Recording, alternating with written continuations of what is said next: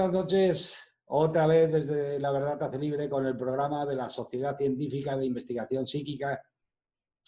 Buenas noches a todos. Estamos aquí. Hoy tenemos una invitada especial, para mí es muy especial.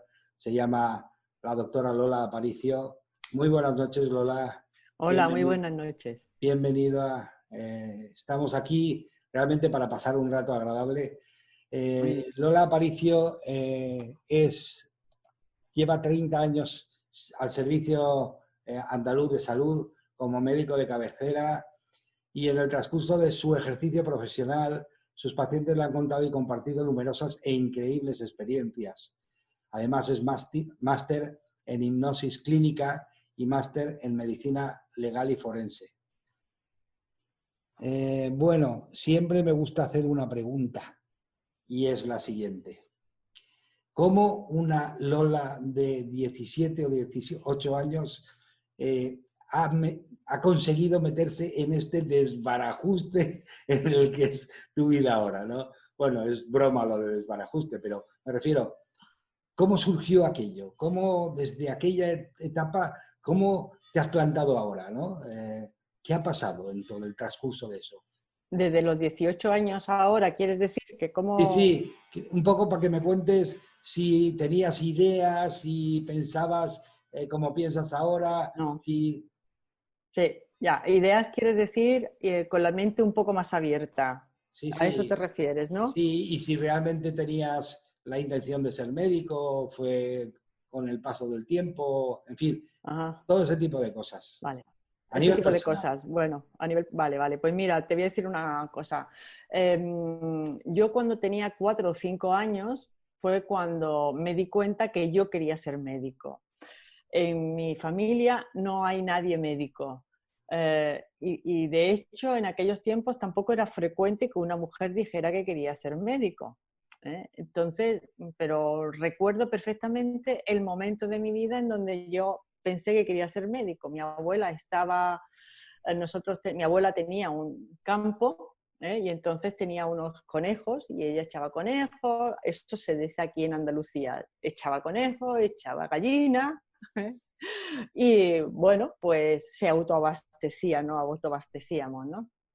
Y un día mató un conejo porque, claro, los conejos se mataban en días señalados para hacer algo, ¿no?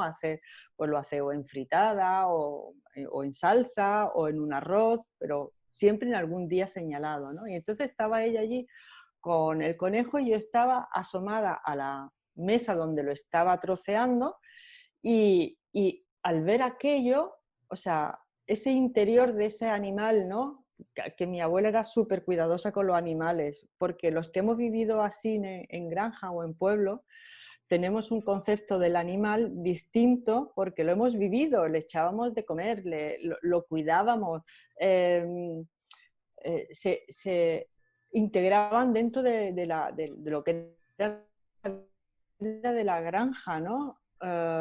O lo que era sí, la vida de la granja, claro. Y el huerto, ¿no? Y se comían lo que daba el huerto. En invierno las cosas de invierno, en verano las de verano, y en fin, que era una vida sumamente sencilla y que a mí me sigue todavía gustando muchísimo, ¿no? Volver a esa forma de vivir, tranquila, sencilla, comiendo lo que la tierra te da. Eso me fascina. Y entonces yo veía a mi abuela y me fascinó el milagro del animal, lo que el animal tenía por dentro, ¿no? Entonces mi abuela me iba dando, toma, y este es el corazón, y estos son los riñones, y ahora esto se cuece aparte, y ahora porque se aprovechaba todo. O sea, todo, aquí no había Sí, nada sí, sí. que se aprovechaba, se Sí. aprovechaba todo, ¿no?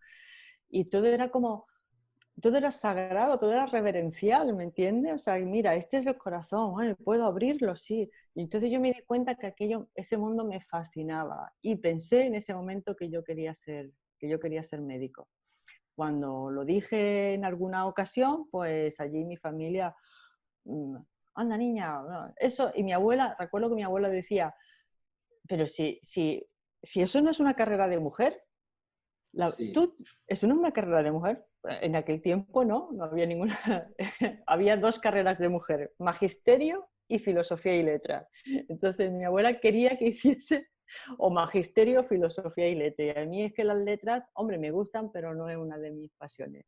Y luego me he dado cuenta, Juan de Dios, que muchos de mis compañeros, porque aquello me marcó un poco, ¿no? Como en ese momento yo me di cuenta que yo quería ser médico, cuando es verdad en mi familia no había médicos ni nada de eso. Y luego yo he preguntado a mis compañeros por qué motivo han hecho medicina o cuándo tuvieron clara su vocación. Y no te puedes imaginar, como un 80%, como un 80% de mis compañeros, cuando tenían 4, 5, 6, 7 años, ya sabían que querían hacer medicina. Lo sabían. El otro 20% se divide entre los que los padres son médicos y entonces la familia te pide o te exige que tú también sigas la saga familiar. Y luego hay un porcentaje de gente que dice, pues no sé por qué. Empecé a hacer esto, bueno, porque saqué nota para hacerlo y entonces, bueno, pues mira. Y luego no quiere decir que sean malos médicos, ¿eh? O sea que o te llega por saga familiar un pequeño porcentaje, un porcentaje que parece que está allí por casualidad, pero cuando los ves trabajar y actuar, interactuar con el paciente, te das cuenta que eso no es casual, porque son los primeros que están allí. Y el resto, como un 80%, esas son mis estadísticas personales, pues han tenido muy claro que querían ser médicos desde que tenían 5 o 6 años y ya no se ha movido. Y mi madre me decía, bueno, pero si la selectividad no tienes nota para ser médico, ¿qué quieres ser? Y yo no había pensado un plan B. Claro, porque tú tenías claro que ibas a sacar la selectividad. Sí, y que iba a ser médico, vaya, es que yo lo tenía clarísimo. Sí. Bueno, llegas ahí, llegas al punto, haces la carrera, que no es fácil, que es dura. Y a mí lo que me llama la atención es cuándo te llama la atención, porque vamos a hablar de la conciencia expandida, de los estados de conciencia expandida, y me llama la atención, ¿cuándo te llama la atención a ti el hecho de la gente en el lecho de muerte que tiene experiencias diferentes?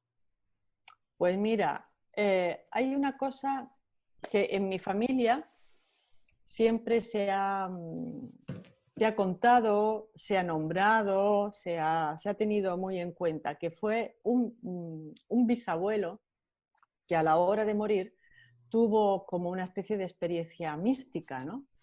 Entonces, eso siempre ha sido muy nombrado, referido, y entonces, antes, ahora menos, pero antes, a los niños se le hablaba abiertamente de la muerte.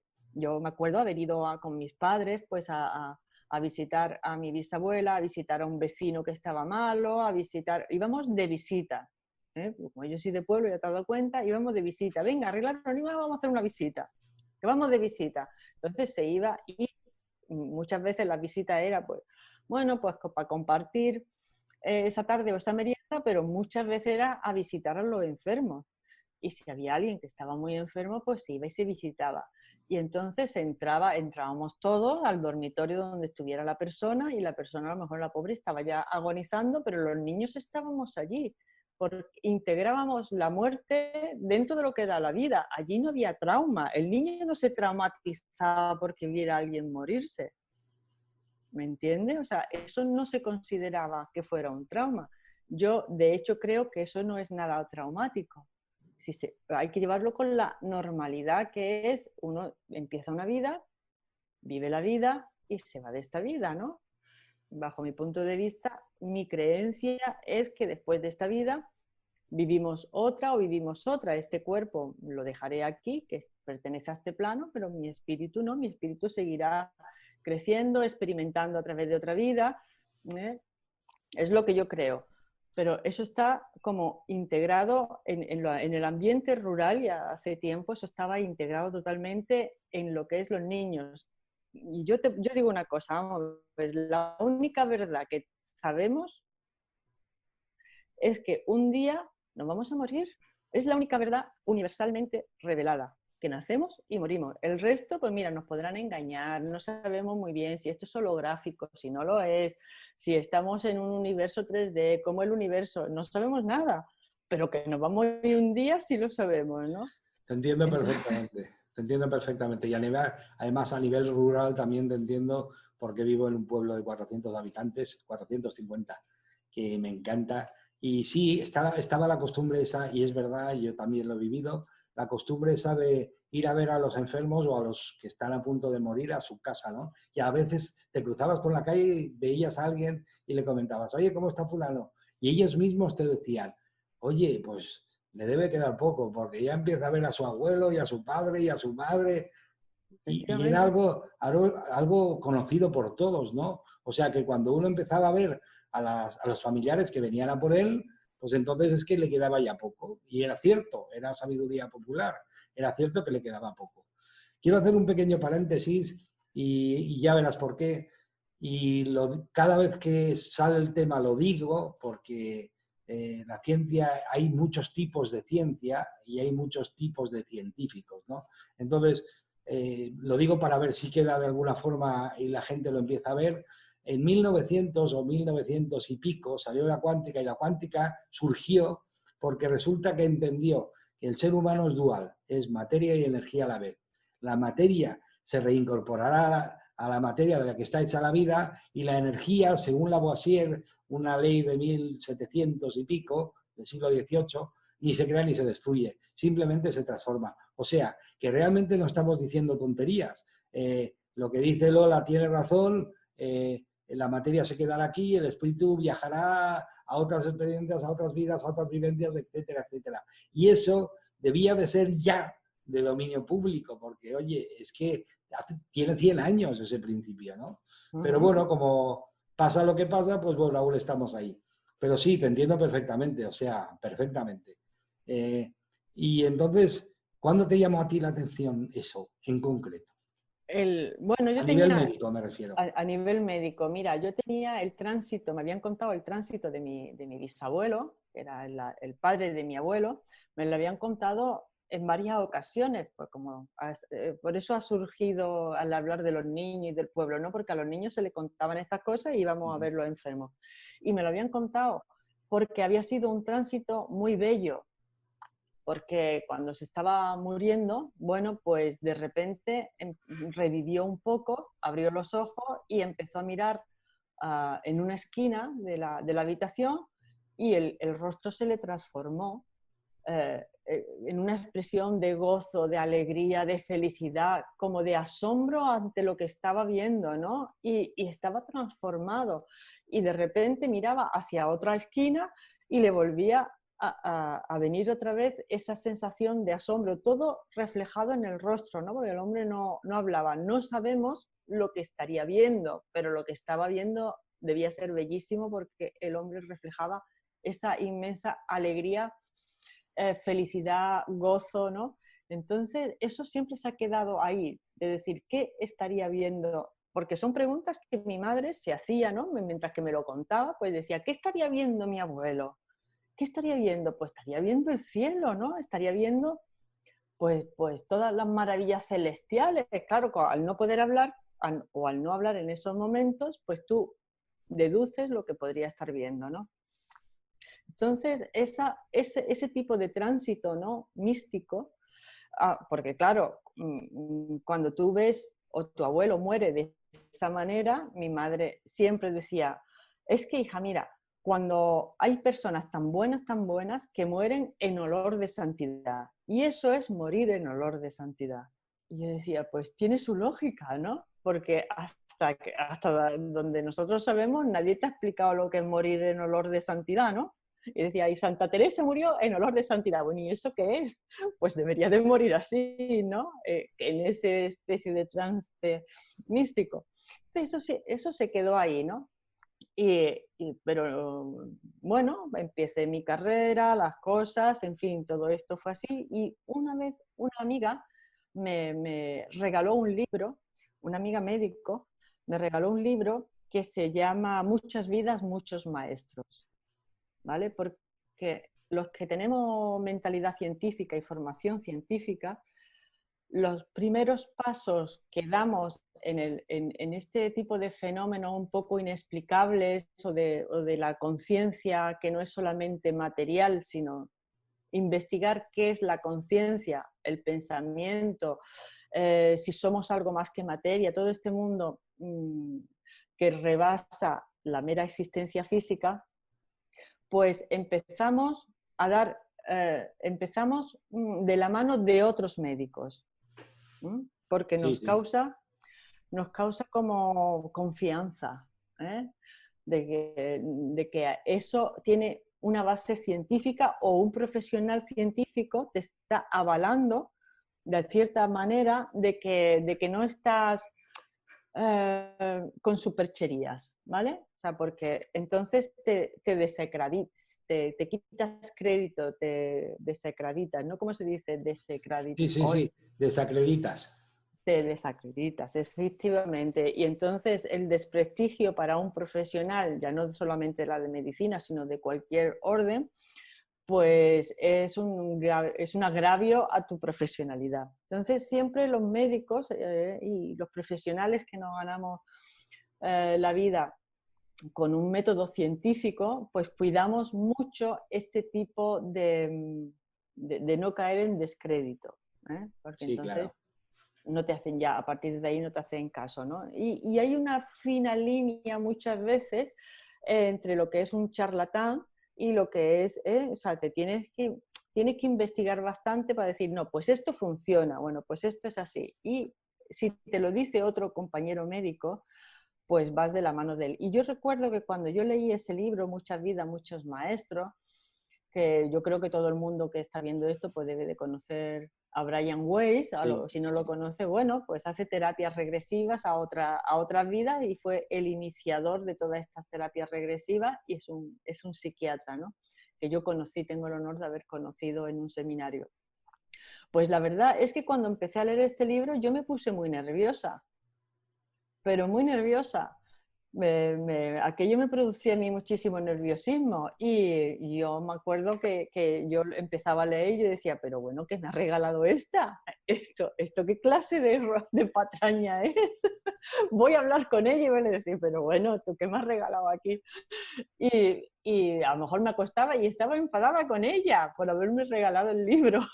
Ya, ya, ya, ya.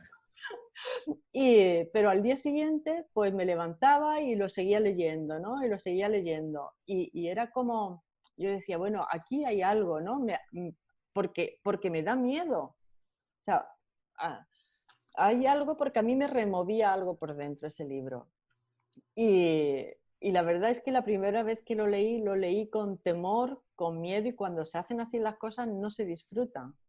Sí, no. Si tú haces algo con miedo no lo disfrutas. De manera que lo terminé de leer, lo dejé reposar y lo volví a leer. Y cuando lo volví a leer, es que uno no se da cuenta del camino. Lo mismo que no te das cuenta del paso de los años. Y tú te crees que tu cara o tu cuerpo es el mismo que tenías y no han pasado los años por tu cuerpo. ¿Eh?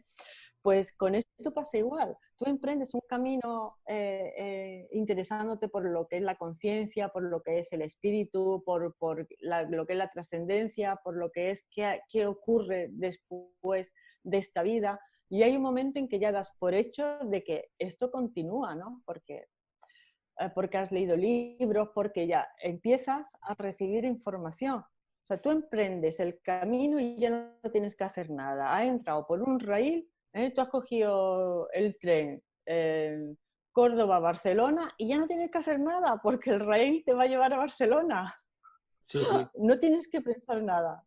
Y vas pasando por una estación, por otra, por otra. Pues aquí pasa igual.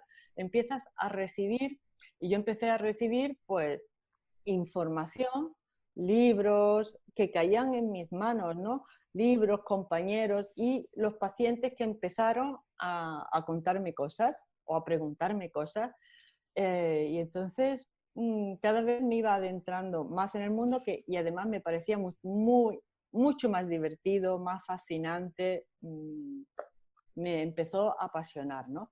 Y entonces lo que me contaban mis pacientes que estaban a lo mejor pues muy enfermos, eh, lo que me contaban los familiares que lo estaban cuidando.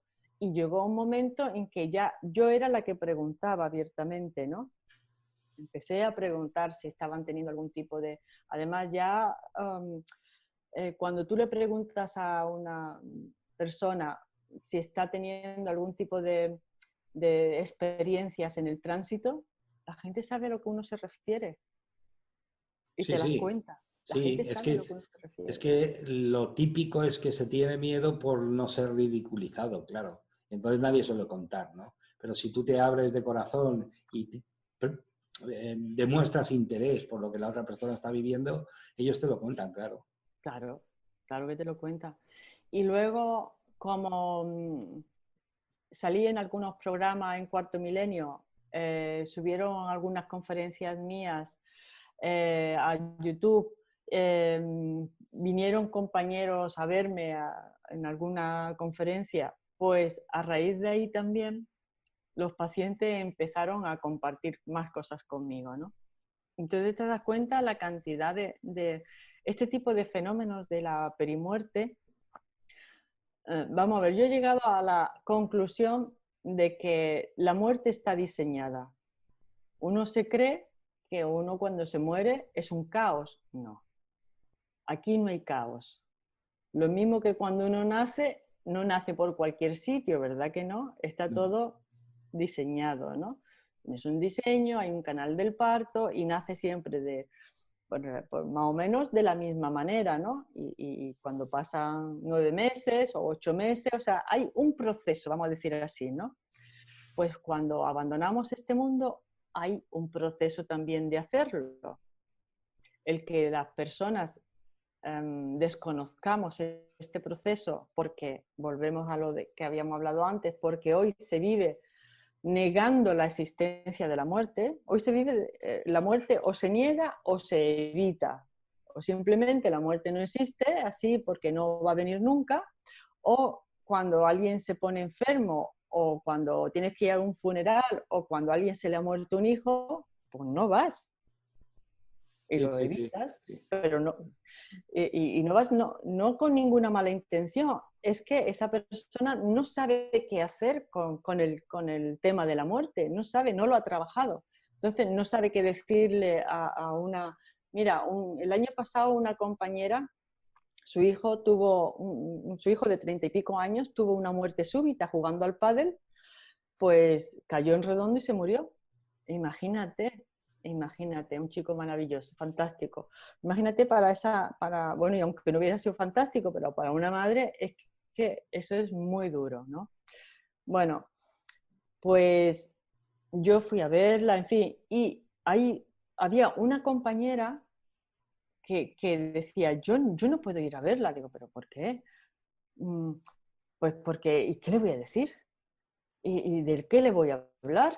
Y de que y digo, bueno, ya me di cuenta de que, claro, ella no sabía, es que efectivamente no sabía qué decirle a esa mujer, no sabía, o sea, no había trabajado en absoluto el tema de morirse, a ella le parecía lo único que había empatizado con la compañera, porque decía, es que si eso le pasara a un hijo mío, pues, pues ¿cómo me iba a sentir yo? Que nadie me podría decir nada, o sea, ella pensaba que si eso le pasaba a ella, entraría en un colapso.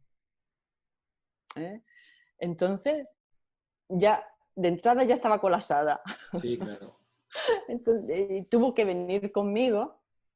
Cuando tú vayas me lo dices, digo, claro, mujer. Entonces, esto es un caso extremo, ¿no? Y un caso extremo que no es tan extremo. Lo que pasa que esta compañera que le daba mucho miedo ir a visitar a la que se le había muerto el hijo, mmm, tenía mucha confianza conmigo y me lo confesó. Si llega a tener menos confianza conmigo, pues directamente o la evita, o no va, o se inventa algo, o la llama, o le manda un WhatsApp. Vaya usted a saber.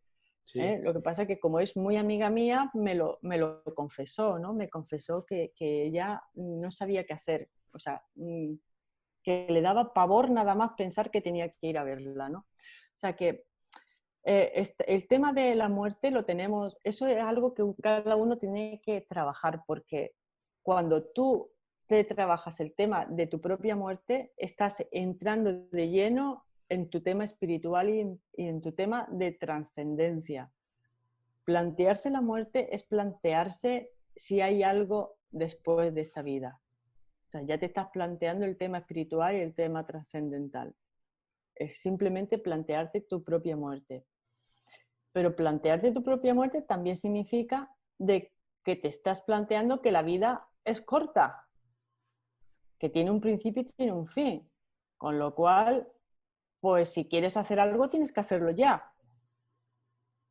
O sea Sí, que sí, sí. plantearte la vida, la muerte, hace que vivas la vida. Sí, precisamente quería llegar ahí porque la gente que no se plantea la muerte tiene una forma curiosa y es, en lugar de vivir para ser feliz, vives para no morir, con lo cual nunca eres feliz, porque siempre estás huyendo de las cosas que te pueden causar algún daño. Claro, vives para sobrevivir Sí, en modo supervivencia. Entonces el sí, que sí, vive en modo supervivencia pues un poco triste, ¿no? Porque lo que tú dices, vivo para no morir, como si la vida te fuese a atacar en cualquier momento, ¿no? Porque claro, todo es muy seguro, sales y ¡pum!, te puede pasar cualquier cosa. Entonces ya vives con ese miedo. Cuando empiezas a trabajarte tu propia muerte o la muerte en general, que puede ser pues a raíz de que tú hayas tenido una pérdida, a raíz, por ejemplo, esta compañera que se murió el hijo, pues mira, en esta otra compañera que nunca se había planteado su propia muerte, empezó a planteársela. Es que si eso me pasara a mí, bueno, que se me muriera un hijo, no pensó, un día me voy a morir yo, bueno, pero eso será el siguiente paso. sí, sí, sí. Todo esto, todo hemos ido pasito a pasito. Yo cuando veo compañeras o amigas, ¿no?, que están en ese plan, con ese terror a la muerte, yo me acuerdo con el terror con el que yo leí Muchas vidas, muchos maestros, que hoy me parece un libro Sí.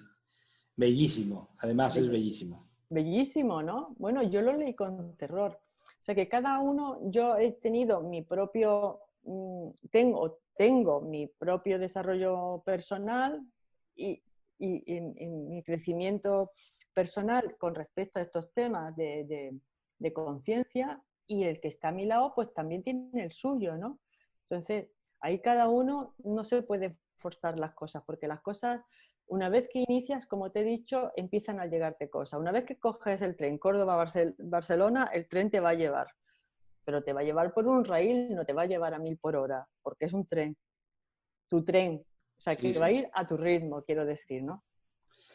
Pero ¿Y qué me iba no, a no, no, decir? no. Iba a decirte simplemente que te agradezco, Lola, que te presentes así, porque hay otro mito a mí me encanta de alguna forma romper mitos, ¿no? Hay otro mito y es que ciertas profesiones no pueden tener ciertas formas de pensar y es un absurdo, ¿no? ¿Por Ujú. qué? Porque detrás de una profesión hay una persona con sus propias inquietudes y como persona tiene sus propias inquietudes y no tiene nada que ver que tenga las inquietudes que quiera para que sea una magnífica y sensacional profesional como es Lola. Entonces, es verdad que cuesta a veces presentarse así, tan humano, tan real, tan persona, ¿no? Y a mí me encanta porque precisamente eso es lo que pretendo, ¿no?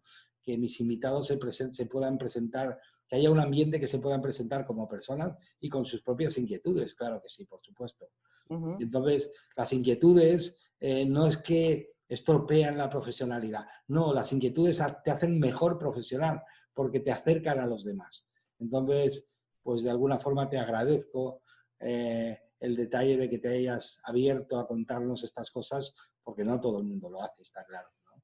Y entonces, pues sí, cuando uno toma el tren, cuando uno como en este caso le está pasando a la humanidad, aunque mucha Uh-huh. gente no lo ve, ¿no? Cuando la humanidad toma un camino, no hay vuelta atrás. No hay vuelta atrás. Y ahora vamos a vivir la era dorada de la humanidad aquí en la Tierra, porque precisamente lo que está cambiando es que la gente está empezando a darse cuenta que no solo es lo que ve en el espejo, sino que hay mucho más, ¿no? Sí. Y no solamente la gente, la ciencia se está empezando a dar cuenta. Sí, sí. La Pero fíjate, ciencia se está empezando a ahí dar sí que hay cuenta. una cosa que te quiero comentar porque me imagino que tú estarás de acuerdo, ¿no? Que una cosa es la ciencia, que es un paraguas en el que se escudan mucho, pero que en sí no es nada, ¿no? porque la ciencia la forman los propios científicos, las personas, ¿no? Y entonces ahí hay una serie, si tú ves a un físico cuántico, si tú ves a un investigador cuántico, te das cuenta que la ciencia es una cosa. Si ves a otros, te das cuenta que la ciencia es otra. Entonces, al final, conclusión, ¿qué es la ciencia? Pues bueno, la ciencia tiene bastante trabajo consigo misma para aclararse entre ellos de si aceptan unas cosas u otras cuando ya llevan años y años siendo aceptadas, ¿no? Porque, por ejemplo, si dijésemos algo así científico, como que llega una energía aquí en la Tierra con el ser y se encaja en un avatar, que es lo que conocemos como el cuerpo físico, para vivir una serie de experiencias, y cuando llega el periodo de tenerse que ir, suelta el avatar, lo deja aquí y él sigue. Eso a veces a algunos se rasgarían las vestiduras, pero es que es así. O sea, y está demostrado a nivel científico por la cuántica que realmente es así. Somos materia y energía a la vez. Nos juntamos materia y energía y luego en un momento dado la energía deja la materia y desaparece. El problema es que el ser humano se identifica con la parte material pero no con la energética. Y entonces yo soy la parte material pero no la energética. Y la sorpresa viene como la de tu bisabuelo cuando de verdad vio que realmente es mucho más y que estaban esperándolo seguramente, ¿no? Entonces, claro, Seguramente. eso es un Sí, final feliz, por supuesto, claro.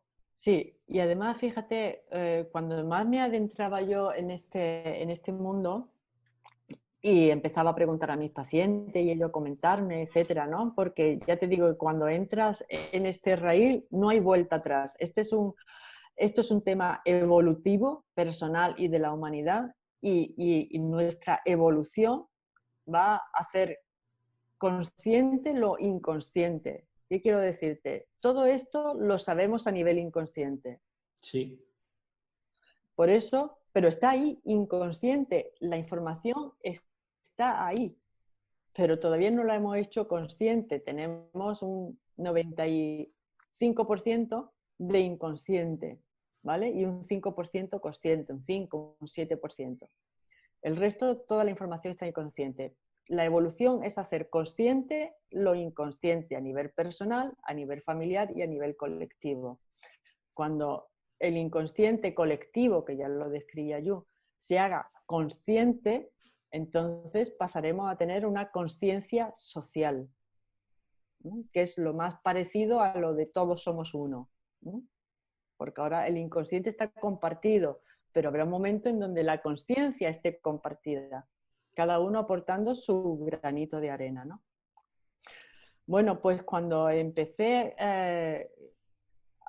bueno, en este camino y empezaron a contarme experiencias, me di cuenta que las personas que no saben muy bien cuál es el proceso de morir, muchas de ellas tienen miedo, tienen miedo. Y, y pueden vivir este tipo de tránsito, lo pueden vivir con miedo. Y se lo dicen a su hija o a su hijo, y estoy viendo ahí al lado, pues estoy viendo a mi hermano, y la familia se echa a temblar, pero bueno, ¿cómo que estás viendo a tu hermano? No, pues sí, pues eso no puede ser. Sí, Tú, sí. esto no, ¿Qué te has fumado? ¿Qué te has tomado? no, vienen y te dicen, mire usted, mi madre se le está yendo la cabeza porque dice que está viendo a su hermano y el hermano se murió ya hace no sé cuánto tiempo.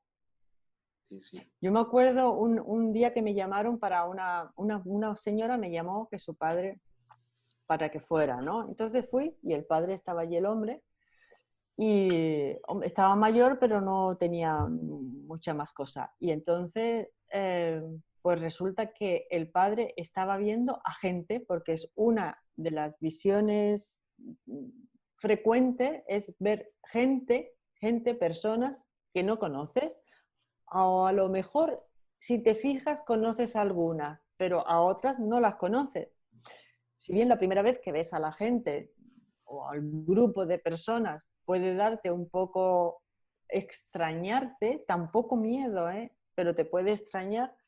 Luego, cuando te fijas más o mejor, pues empiezas a ver que a ese sí lo conoces y a este, pues ese es fulano, no, y a este no, a este, pues este no lo conozco. Eso es muy normal.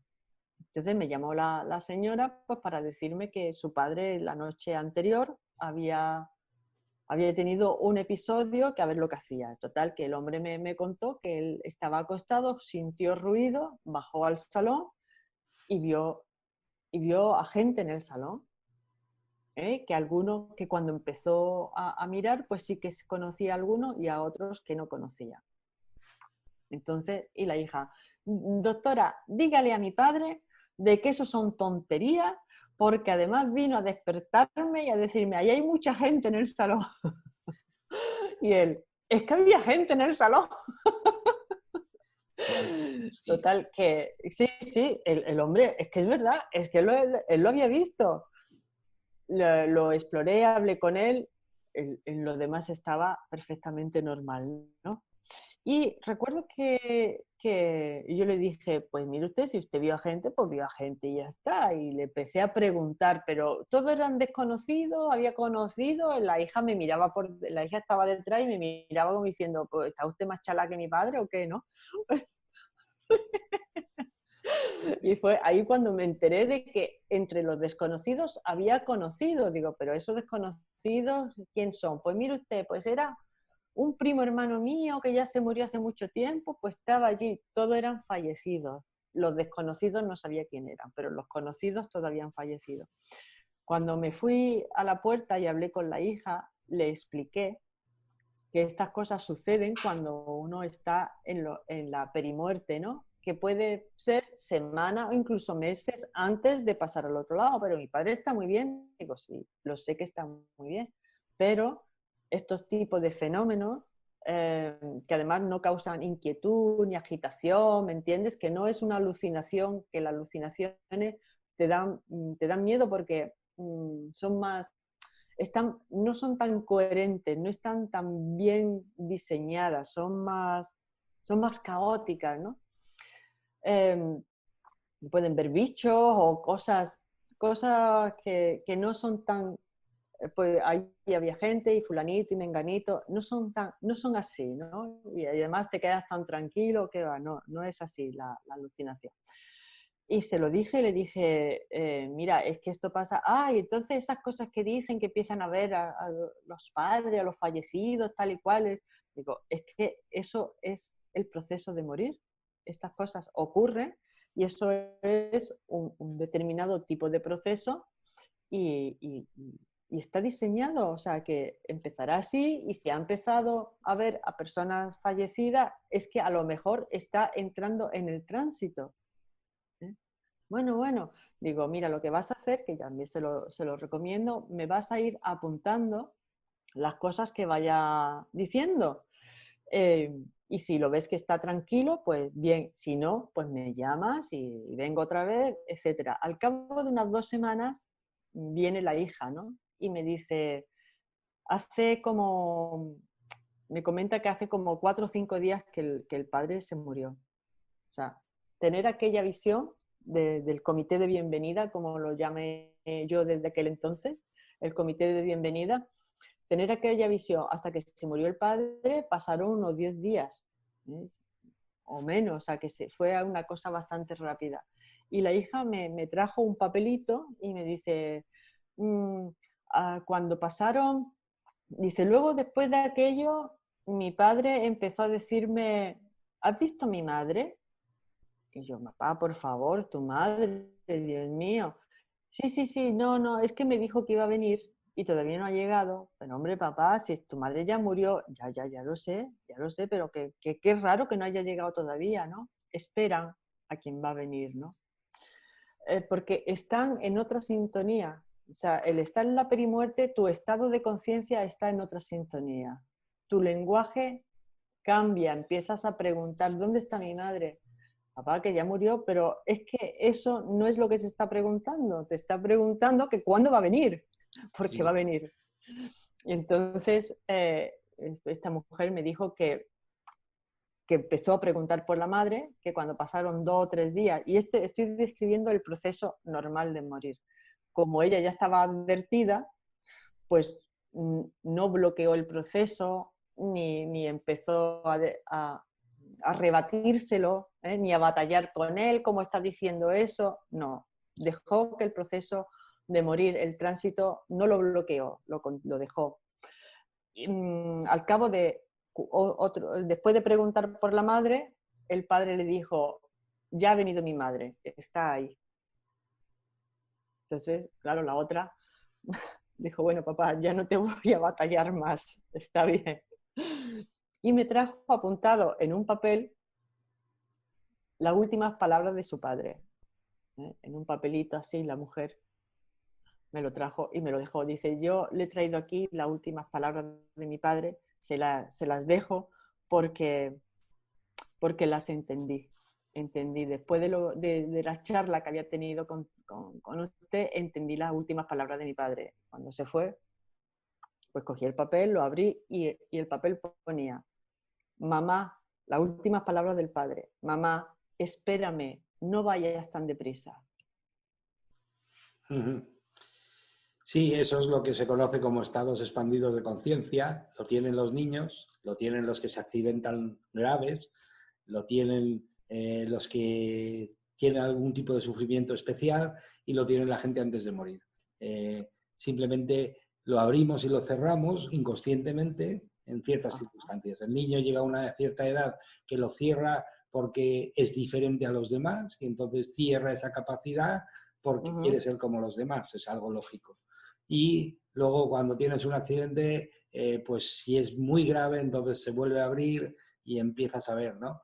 Fijaros una cosa, por lo que dices, Lola, si me lo permites, el espectro electromagnético, la capacidad de ver el ser humano, las frecuencias que existen, las que se saben que existen, que pueden seguramente, habrán muchísimas más, pero las que se saben que existen, si las metemos en una línea del 1 al 100, el ser humano solo ve 2.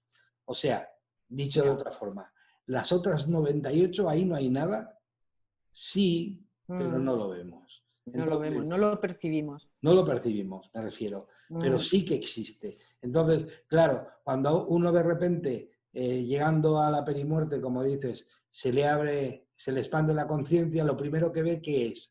Pues la gente que no tiene cuerpo, que están ahí al lado esperando.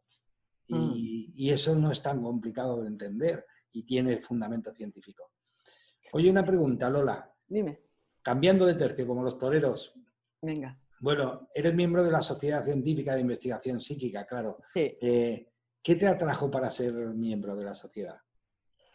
Pues como tantas cosas en mi vida, pues una serie de casualidades. Ya. Son todo casualidades.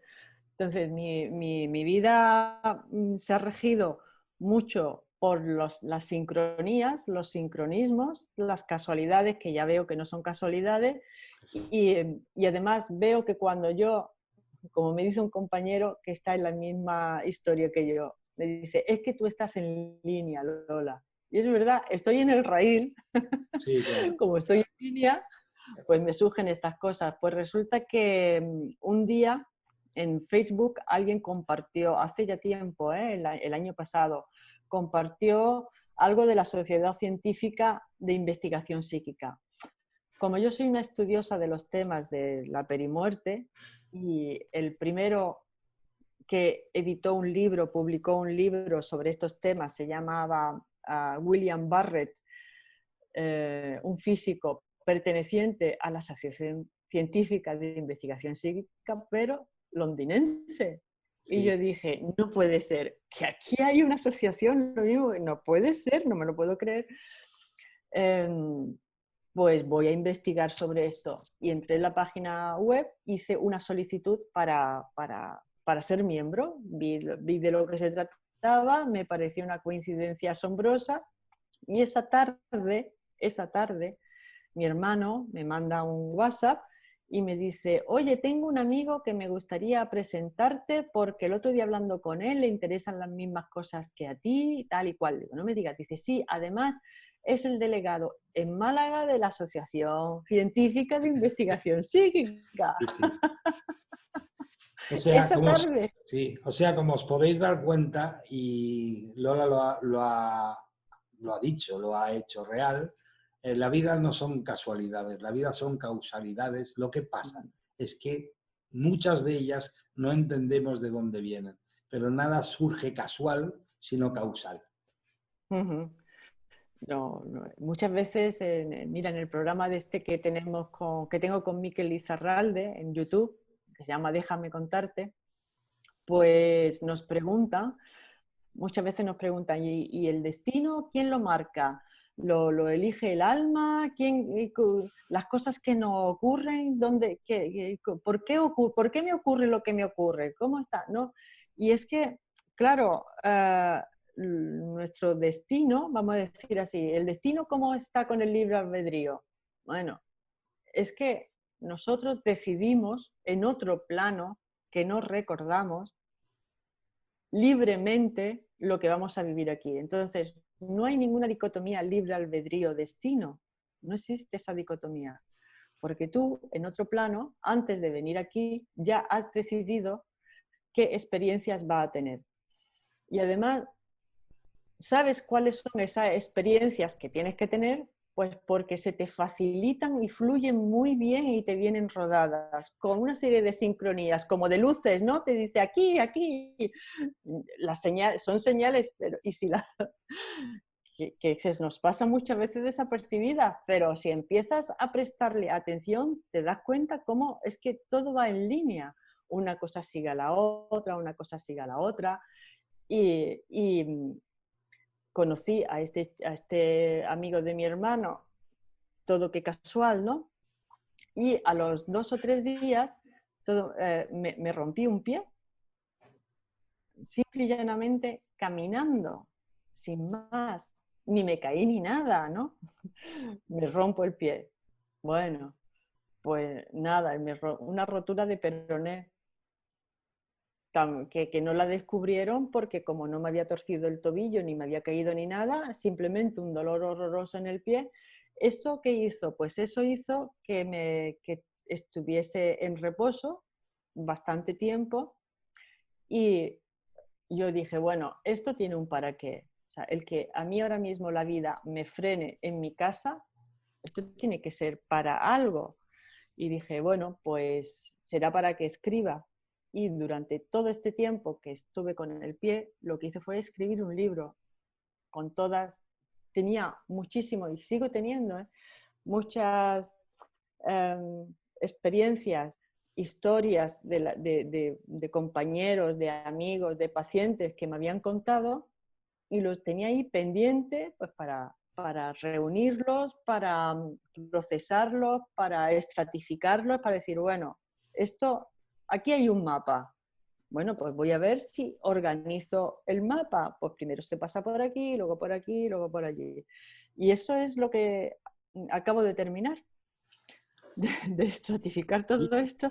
Sí, ya sí, lo has editado? ¿O está en...? todavía no está publicado, está terminado. Sí, Pero se han ido conjuntando las cosas de esa forma. Lo que quiero decirte es que cuando me sucede algo, aunque pueda parecer que es algo, vaya hombre, pues está roto un pie, ¿no?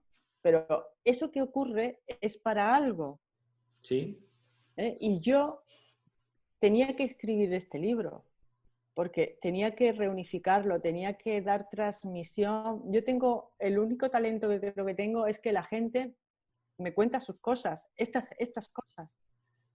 Entonces, las depositan con confianza, lo depositan en mí. Y yo tengo la misión, vamos a decirlo así, de organizarlas y transmitirlas sí, para sí. que otras personas también lo conozcan, ¿no? El caso de este señor, bueno, he hecho como una especie de mapa del tránsito. Tengo muchos casos que se parecen muchísimo, porque cuando empiezas a estudiar el tránsito te das cuenta de que está diseñado, que sigue unos pasos y que cuando los conoces, pues puedes reconocer si estás en tránsito tú o otra persona. Y ahora resulta, bueno, pues que ahora no, pero ya llevaba un tiempo en que cuando un familiar, un amigo, un compañero tenía pacientes que estaban en tránsito, pues ya en el centro de salud, bueno, eso ya pregúntale a Lola que sabe de eso. Tú pregunta, es verdad, y venía, y con lo cual todavía recojo más información y me cuentan más cosas. Soy como un referente simple y llanamente porque me interesa el tema. pues como al que le interesan los cánceres de piel, pues, pues llévaselo a él, que él sabe mucho de cosas de piel. Es normal, ¿no? Cada uno se especializa en lo que le apasiona. Y ya tenía pues muchos casos y lo que he hecho ha sido como una especie de mapa del tránsito. Y cuando alguien me llama, o un compañero o un amigo, mira que está mi padre así o tengo un paciente de esta forma, le digo, mira, está en esta fase, ¿vale? O sea, eso es así, de esto no hay que asustarse. O no, oye, esto no me encaja con esto, ¿vale? Pero está tan bien diseñado que hasta cuando tú crees que... Mira, te voy a comentar el caso de una compañera del centro de salud. Una de las visiones típicas en la perimuerte es la visión de una sombra, negra o blanca, da igual, que va por el pasillo y se introduce en el dormitorio donde esté el paciente, ¿no?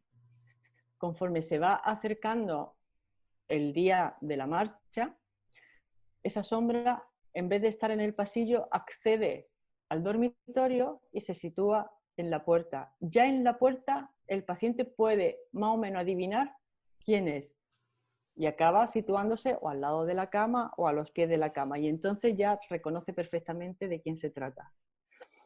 Pues esta compañera me llama y me dice, mira, está mi padre muy enfermo, nos lo hemos traído a mi casa y mi hermana pues dice que ve una sombra blanca. Entonces, como yo sé que estas cosas te interesan a ti, pues a ver si nos puede orientar qué esto qué es, porque ella, digo, está ahí asustada. No, no, no, pero es que está viendo una sombra blanca que va por el pasillo, típico, y se mete en el salón. Y le dije, digo, mira, este tipo de sombras que avanzan por el pasillo suelen introducirse en el dormitorio del paciente, pero en el salón, pues no sé lo que puede ser, la verdad. Y me dice ella, es que mi padre está en el salón. Digo, ¿que tu padre está en el salón? Claro. Dice, sí, porque nos lo trajimos del hospital con una cama articulada, con el oxígeno, y dice, no, la camilla no subía por las escaleras donde están los dormitorios, entonces con tanto aparataje decidimos dejarlo aquí en el salón. Y es que mi padre está en el salón, Lola. O sea, aunque me cuenten esto 100 veces, Sí. me sigue asombrando del patrón tan perfecto que sigue, ¿no? Y cuando estas cosas ocurren y las ve un testigo, ¿vale? Porque a todo esto el padre ya estaba comatoso, ¿no? Y las ve un testigo como la hermana, a mí yo siempre pregunto, bueno, ¿y tu hermana quién cree que es?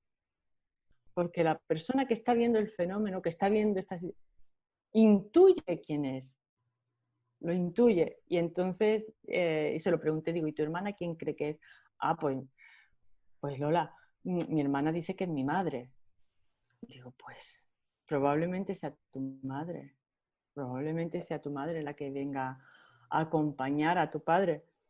Entonces, esto, fíjate, esta simple conversación, eh, ella llegó a casa, se lo comentó a la hermana, simplemente le dijo que estas cosas ocurren, que no son nada, ¿cómo decirte? Que tú no eres nadie extraño, sino que lo mismo que a ti le ha pasado a mucha gente porque son fenómenos que aparecen en la perimuerte y como que la muerte es algo, una situación mágica, ¿no? Que abre un portal por donde en un momento determinado el paciente que se está marchando está viendo en ese estado expandido de conciencia, está viendo a seres queridos o está viendo o sombras o figuras blancas o guías, pero es que los que están en la casa también lo pueden ver.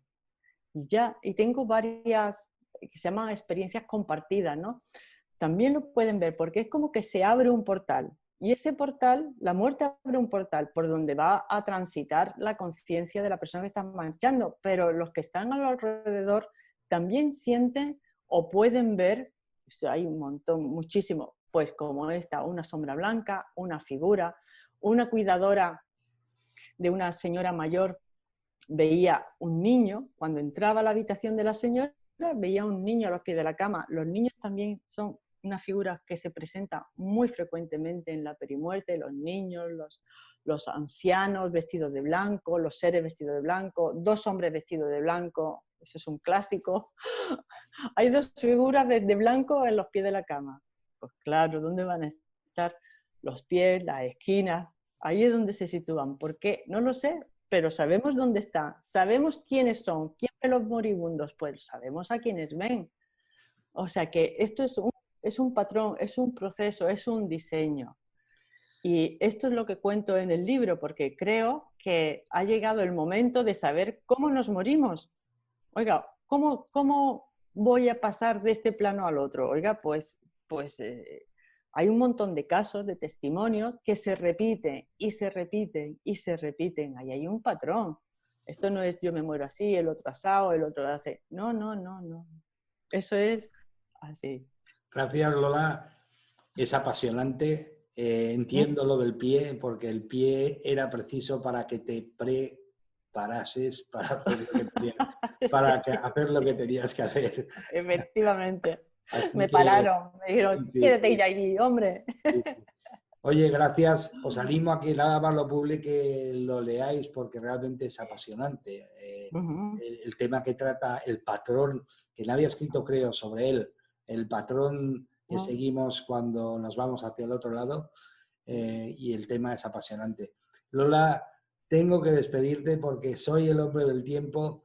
No tengo ni idea de nubes ni de agua, pero sí que sé que el reloj se está marcando ya, que se nos ha acabado. Madre mía. Se me ha pasado el tiempo volando. Y a mí también. Me lo he pasado Madre Dios. genial. Y yo.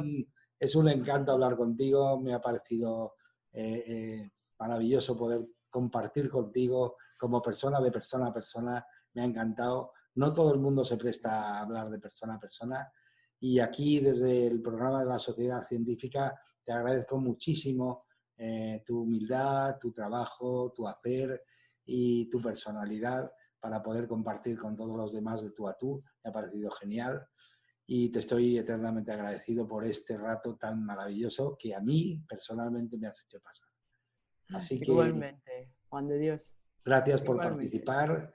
Te Gracias a ti. agradezco muchísimo el que te hayas prestado a participar. Me lo he pasado genial. Y a vosotros, a todos los que estáis viendo, os animo a que nos sigáis en el siguiente programa el martes que viene y os animo a que lo veáis cuando lo saquemos por el canal de YouTube. Ha sido un placer, Lola.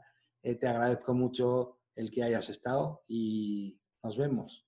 Oye, ¿puedo Vale. decir una cosa ahora que has Sí, dicho lo del canal de YouTube? Que sí. yo tengo un canal en YouTube, es que se me olvida, que es Ajá. la Aparicio, que lo hago con Mikel Lizarralde. Ah, muy bien, perfecto. Por cierto, Lo busco. dale un abrazo y un beso a Miquel cuando lo veas y le dices que lo espero ansiosamente. Se lo daré. Muy bien, Vale, muchas gracias. gracias. Muy buenas noches a todos, nos despedimos y ha sido un verdadero placer estar con vosotros este martes. Os espero el martes que viene.